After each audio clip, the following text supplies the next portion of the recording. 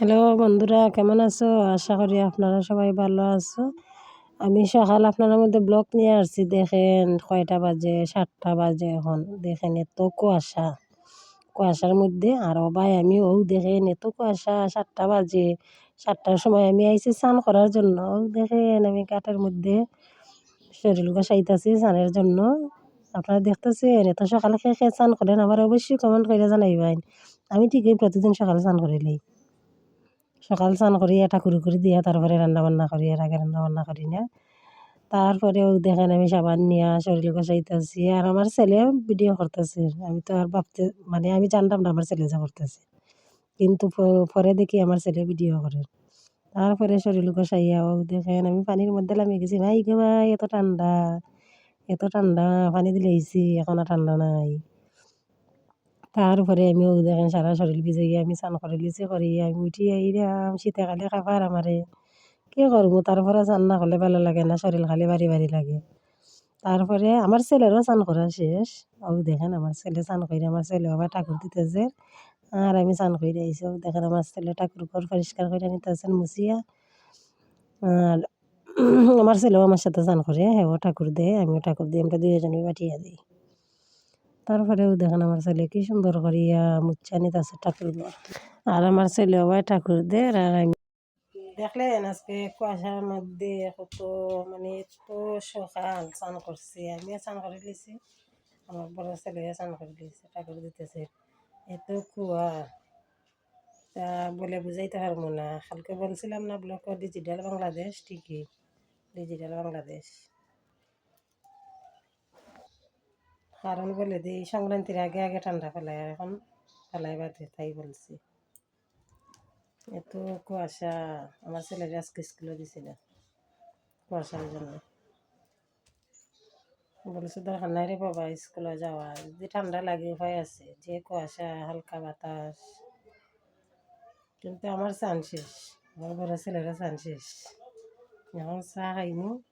আমার বড় ছেলে তো ঠাকুর দিয়ে চা খাইতো না, এখন আজকে বৃহস্পতিবার।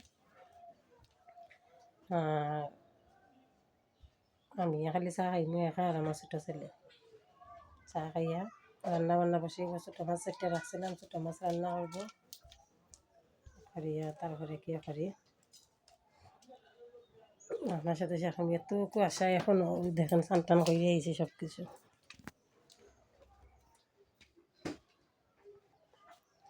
এবার কুয়াশা রয়েছে।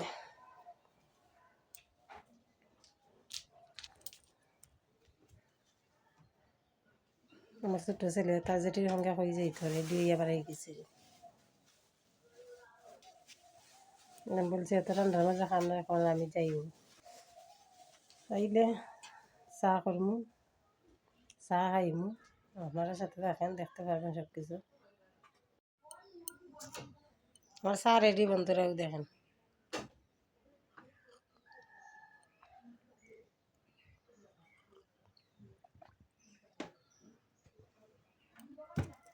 সকালের সময় স্নান করছি, ঠান্ডাও লাগছে, আর চা না খাইলে ভালোও লাগে না। সকালের সময় একটু চা খাবো লাগে। আর ঠান্ডার মধ্যে চা চাকিয়ে রাখি দিলেও ঠান্ডা হয়ে যায়, তাড়াতাড়ি করে খাওয়া লাগে। তাই জন্য আপনার সাথে বক বক না করে আগে চা খাইলাম, খাইয়া তারপরে আপনার সামনে আসলাম। এখনও বারে এত কুয়াশা। এখন কয়টা বাজে? প্রায় 10টা হয়ে গেছে গিয়া, তারপরে এত কুয়াশা। তো আমার চা খানি তো দেখলেন, চা খানি শেষ। পয়লা একবার চা লইলাম, চা ঠান্ডা হয়ে গেছে গিয়ে। আমার ছেলে ছোটো ছেলের সাথে মাতিয়া চা ঠান্ডা হয়ে গেছে গিয়ে। এখন আবার চা করি আনলাম, মাক্কা করিয়া খাইলাম। খাইয়া এখন দেখেন পান পান খাইলাম। আর কিছু ভাবছি একটা একটা করে সুপারি আমার কাটিয়া খাওয়া লাগে, ভাবলাম আজকে একবারে একটা সুপারি কাটিয়া তো রাখবো, কাটিয়া তুইয়া তারপরে খাইমু একটু একটু করে।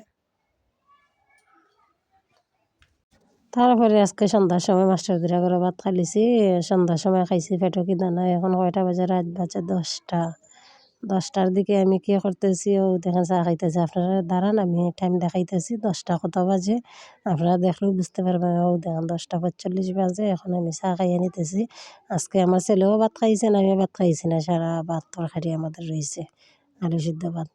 তাই ভাবলাম একটু চা খাইয়া নিই, চা খাইলে মানে ঘুমাইব পরে রাত্রে পেটে ক্ষুধা লাগিছে কি 10:45 উঠিয়া চা করলাম করিয়া আমি একা খাইতেছি আমার ছেলে নাই আমি একা খাইলাম খাইয়া ভাবলাম আপনার সাথেও শেয়ার করি তাইলে আপনারাও দেখবেন আমি যে চা খাইছি 10:45 আপনারা টাইম না দেখাইলে তো আপনারা বুঝতে পারবেন না আমি এক ঘুম দিলে আইছি আমার ছোট ছেলেটা লইয়া ঘুম দিয়া উঠিয়া তারপরে দেখি কিছু কিছু পেটে ক্ষুধা ভাত খাইবার ক্ষুধা নাই ভাত খাইতে পারবো না তাই জন্য ভাবলাম চাও একটু করি খালি চাও খাইতেছি তো চা খাইয়া তারপরে আর কি করবো আপনার দাদাভাইয়ের সাথে কথা কইম ফোনে ফোনে কথা কইয়া আমি ঘুম দেবো কারণ হচ্ছে কি বৃহস্পতিবারে তো আপনার দাদাভাই শুক্রবারে কাজ থাকে না তাই জন্য তাইলে আপনারা সবাই ভালো থাকেন গুড নাইট বন্ধুরা।